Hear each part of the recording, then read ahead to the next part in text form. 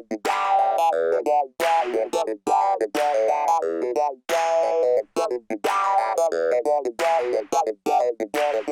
tell everybody it's hard to control my face. Hi, welcome to another episode of Town Talk. I'm Shane. And I'm Ashley. And we're here today to talk to a very special guest we have for you guys. It's Jessica Berger. Tell us a little bit about yourself. Hi, I'm Jessica Berger. I'm the Assistant Director of the Public Library. Awesome. Happy to have you here. Thank you for inviting me on. So how's your morning been so far? It's been good. I'm on my second cup of coffee, so I feel awake. I was going to say, so you guys didn't see it, but she brought in a container this big, 4 cups of coffee. So I think we'll have a lot of energy today. Mm-hmm. Spiked? Not spiked? Not today. Not today. That's great. So tell us what's going on in the library. I mean, you guys have a ton. You had, obviously, the pandemic happened. You had to kind of shift gears, get a little improvised there, and still have your regular events, regular programs. So how did you do all of that? You know, the last year was an interesting year for us, but we got very creative, and we're so lucky that we've had a team on board that we look back at 2020, and we've had so many wins that it wasn't a bad year for us. So we had to be creative with our virtual programs last year. Right. But now we have more hybrid events, which are there's some virtual components to it, but more in person. And our summer has really just been amazing. People are coming back into the library. We're getting to see their smiling faces, getting to see all of our patrons that we hadn't seen in a while. So we're just glad to welcome them back in and just have a good time. So this summer we've had, again, a bunch of success. Our first kickoff, the kickoff of our summer reading, we had 527 people walk through the doors. Wow. Yeah, that's a lot. Is that more than usual?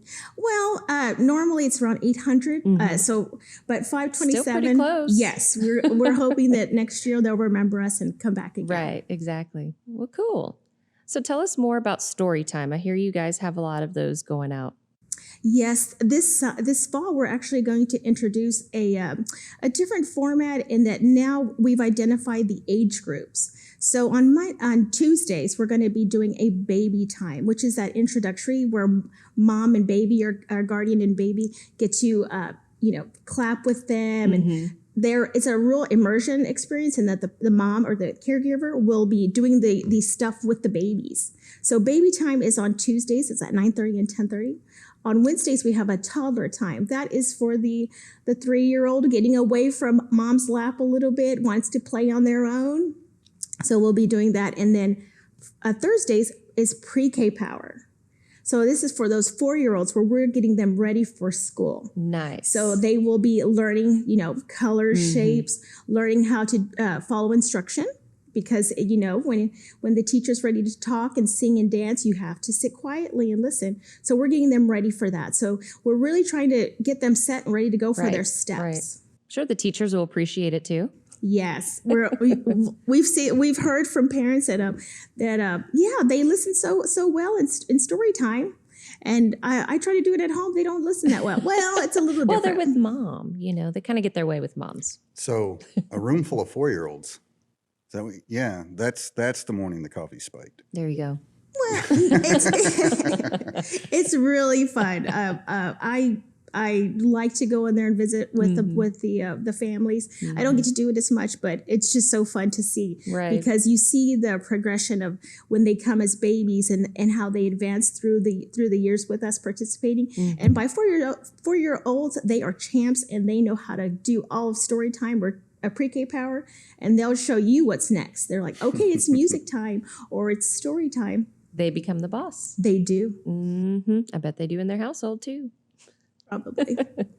Well, so let's shift gears a little bit, and we know each other pretty well. We do too, but tell the audience, maybe for those who haven't gotten to know you yet, what's a fun fact about yourself? About me? I kind of threw that out there that you have 4 cups of coffee a day. Hopefully you don't mind. No. So I took one fun fact. Yes. Well, I would say probably a fun fact is that I just love animals. I really do. I love all kinds of animals. And I am that person that if I see a dog on the side of the road or something, I make sure that they're safe. or something like that. So I would say that I I'm love super that. compassionate about animals. Mm-hmm. And if you're going to show me a picture of an animal or something, you better make sure it's a happy story, because if not, I want to know how to save them. Okay, so Shane was telling me on that same note a funny story that you had for us. It involves a group of librarians, and maybe they didn't think that you loved all animals equally. Can you tell us about that? That is true. I do care for all animals and their well-being, but I tend to gravitate towards dogs. Atta girl. And I'm the oddball out here. yeah, we've had library staff say, "Can we get a library cat?" Other libraries have library cats. Well, no, we don't have the facility for that, but Right. we tease about it. And one time I was at a conference and somebody asked if I was a dog person or a cat person. And I like all animals, but I said, "Oh, I'm a dog person." I did not realize that was going to cause some tension in the room, and I was booed by over almost about 100 librarians. Oh my gosh. Because apparently to be a librarian, You got to be a cat lady. you Right. have to like cats, which, it's a silly little thing, but I thought that was pretty funny. That's But hilarious. I do like cats, but I prefer to have a dog. Right.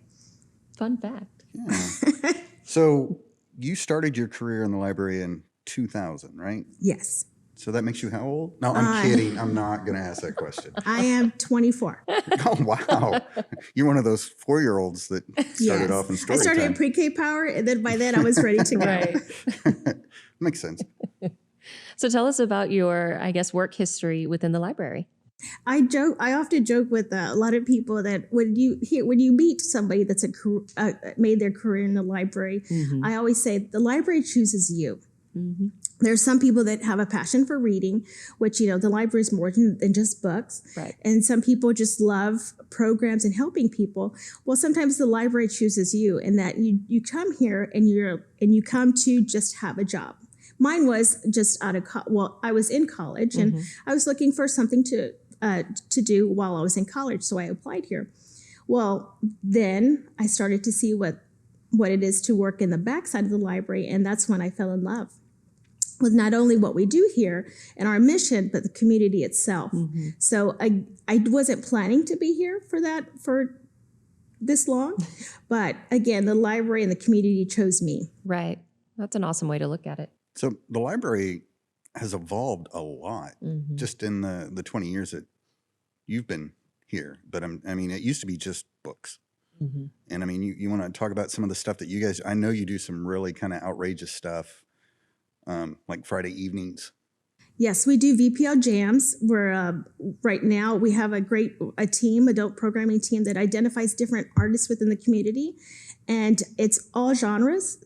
We will have one on the 13th. Will be Joe Reyna, which is all types of music, but more contemporary country. Mm-hmm. We will have a group on the 3rd, September 3rd, called Slacks, which is a folk rock group. And then we will have one on the 24th. It will be Unhinged Dissection.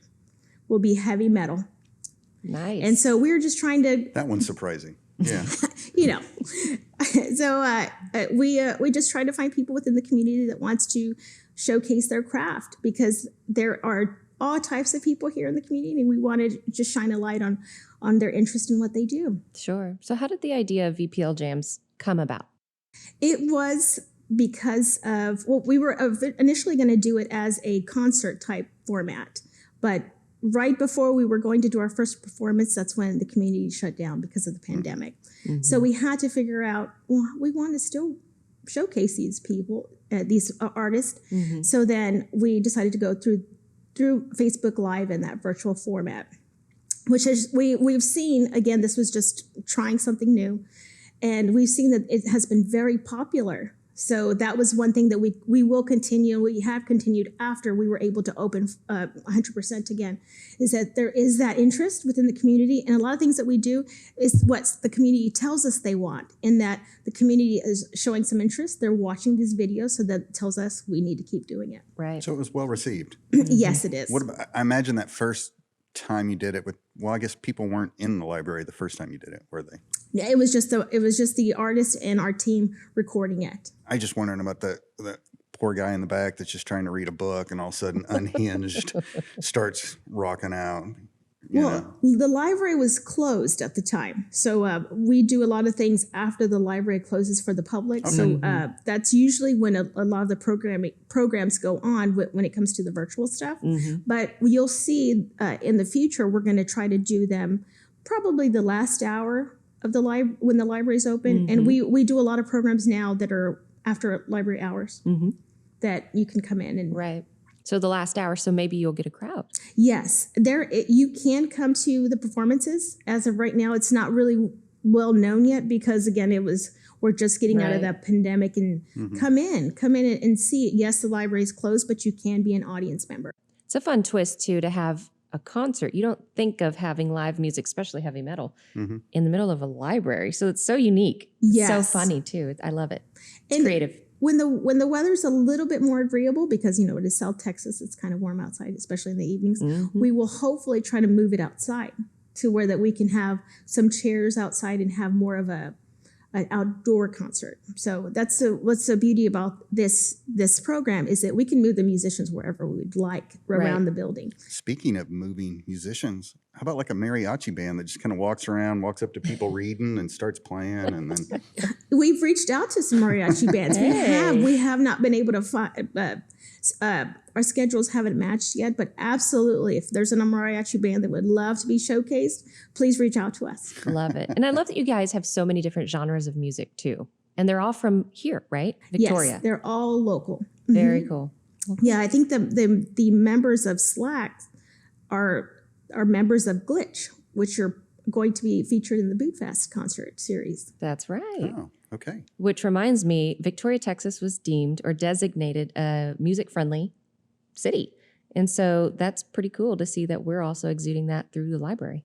Yeah, and you'll see some partnerships this fall that CVB, the Music Friendly, they are going to support some of our artists during our VPL Jams. So we're going to do some collaborating there too. Very good. So keep an eye out. Stay tuned. More to come there. So what else?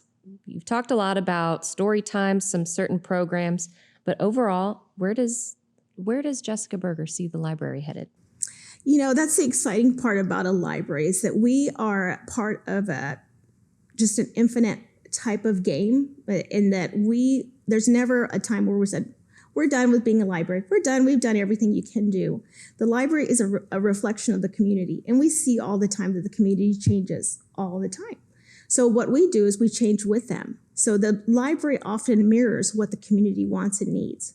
So what I see for the library is that we will evolve and change with the community. And so that's the exciting part is that there's no set idea of, oh, we're a library, we're done with what we do. No, we're not. And you'll see it because, again, 20 years ago, did I ever think that there was going to be concerts in the library? right. No. But again, I'm excited to know what the community will help us formulate, and the ideas that we have, the community will show us what they want, and we'll try to mirror that. So let's say there's some community members who maybe want to give you guys ideas and feedback on some of that evolution and some awesome new programs that you guys are thinking about having. What's the best way to provide feedback?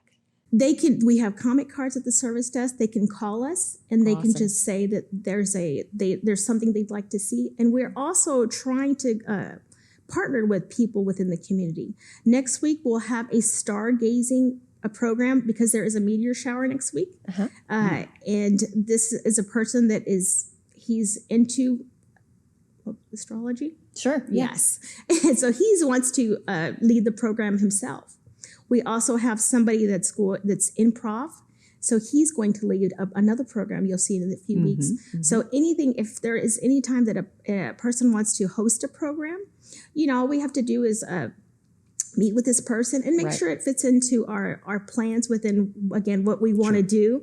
And if it fits, absolutely, we're willing to create that space and have that space for you to do that program. And so are you guys still looking for another person to represent your library advisory board? As of right now, yes, there is we have some applications and we're just waiting to see who I think when does that close? It might be getting very close to closing, Sure. if not already, but we do have some people in the queue, and we'll see Sure. who gets on board. So there you go. Lots of ways to provide feedback, lots of ways to get involved with what's happening at the library. So exciting. Thanks for the feedback. Shane, hit us with a fun question. Oh, I don't know if I have necessarily a fun question, but yeah, I mean, it just seems like the library has changed a lot since, it's probably been 30 years since I was required to be in a library. You don't voluntarily go? No, not very often. I'm not much of a reader.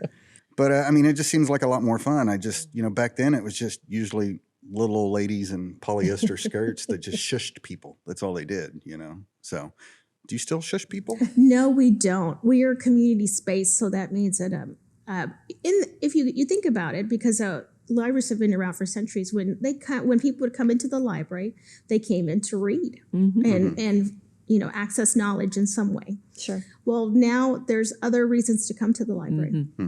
So the fact that there's other uses for us now, there is no reason to just shush. Right. And because you'll see people with their headphones on, doing homework or doing something work related.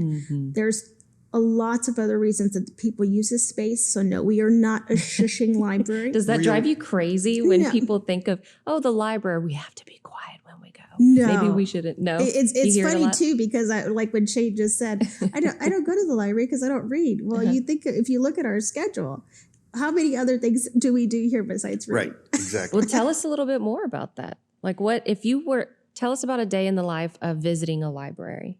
Oh, well, it depends. It all depends about, programs. What day, what time, sure. Exactly.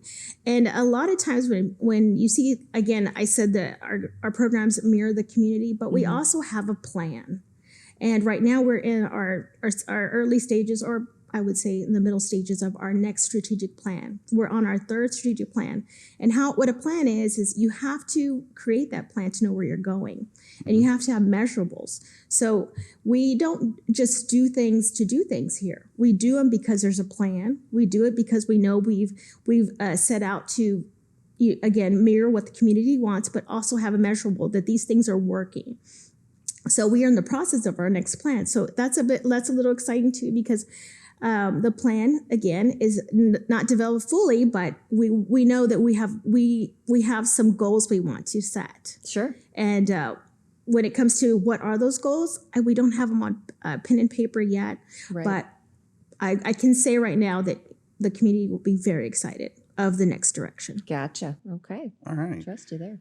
So, quick question. I've always wondered. I suppose I could Google it, but I'm in a library that's full of knowledge, so I'll just ask you. Was Dewey his first name or his last name? That was his last name. Okay. Always wondered. I thought you were about to fire off No, five the Dewey other Decimal questions. System. I didn't know if it was his first name or his last name. Neither did I. Yes. Okay. And a fun fact about library work is that we know a little bit about a lot. Oh, yeah. Because when people walk in the door, sometimes they're coming in just to come in, and sometimes they're coming in to find answers and get learn something or get some knowledge. So when you do that, we're the Google search. We're the first Google search. Right. Nice. And the little box that comes up and says, I want to learn this. Well, that's us. So when people don't know the first place to go, they'll ask us. So we've gotten all kinds of questions, and sometimes we'll have to help them with our research, but sometimes we just need to get them started. So I always tell everybody, library work, we know a little bit about a lot. So my next question was, do you have a favorite book? No. I Do do you like not. too many? Favorite author, maybe? No, I do not. I tell everybody I don't, because I love all my children. Is it equally type of thing? No, I tell everybody Because they can hear that's a you. funny thing. That's a funny thing to ask. Well, me personally, just because I feel like then that holds you too much. Yeah. And that you have to just be open to anything and everything. So a lot of times when somebody asks me, who's your favorite? Because I need some direction. So what I do is I do a reference interview. So I will ask you questions about yourself. I'll ask you questions about what you like, what you read, what you like to watch on TV. And that's how I will tell you what's a what's a What, good what you would recommend. yes, Right. So I would do a reference on you, Shane, and I would see what you'd like to So read what, and watch. what do you like, Shane? Yes. Let's do a Well, I quick can reference. tell chat. you who my favorite author is, but you're going to go, really? You're not going to? No. Yeah. Who? Jack Kerouac. Look at that. I was going to say, really? Yeah. I mean, yeah, he's my favorite author. So. And that's it.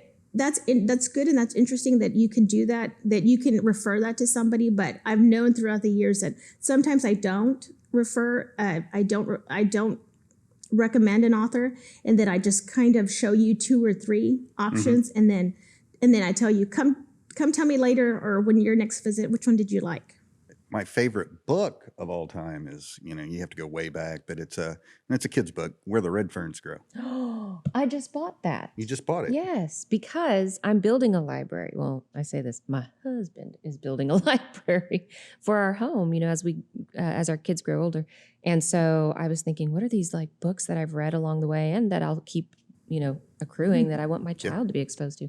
That's one of them. So I thanks for made sharing. all my kids read it, and I could always tell when they were finished because Yeah. their face was bright red and tears just pouring down their face. this I'm like, day. oh, you finished it. Well, you just Good job. spoiled the end of the book. No, It could be tears of joy. it could be. Disclaimer, Maybe if it's your an kid allergic is reading this reaction. book, do not watch this Do episode. not watch the episode. Thanks, Shane, for the spoiler. Oh, that's But- great. Yeah. What is his name? Who it starts with an H. Anyway, off the top of my head, I couldn't tell you. And dog's name is Little Ann. Yeah. Man. Where the Red Fern Grows and Old Yeller are just, kind of So good. pull Charlotte's at your Web. heartstrings. Yeah. All the classics.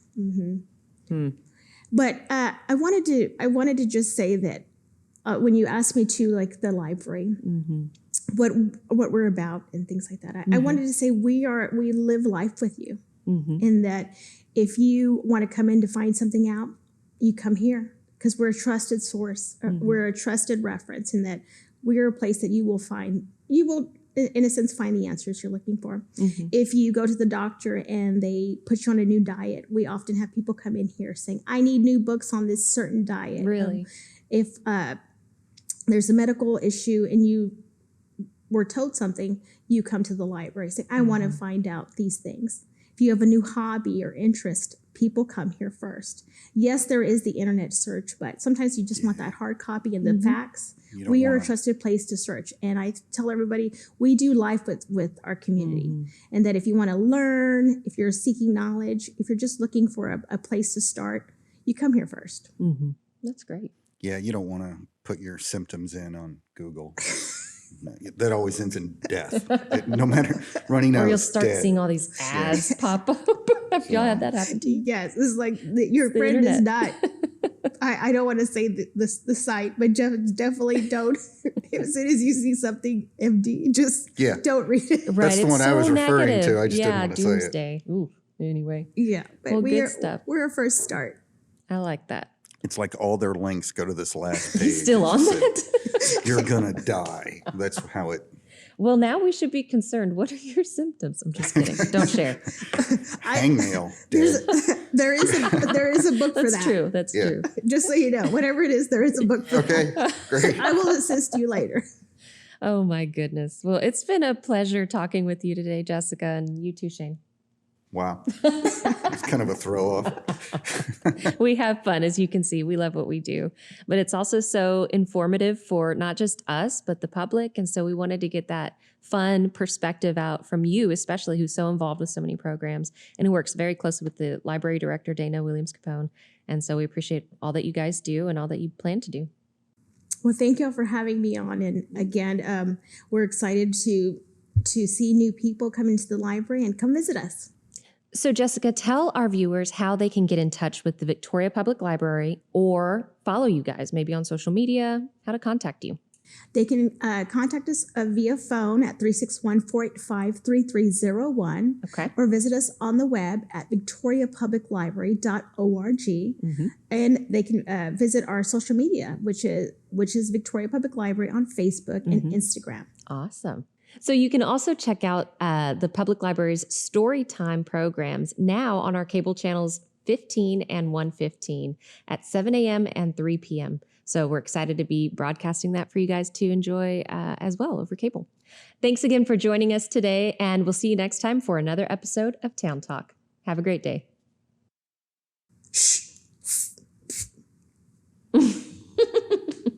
Perfect.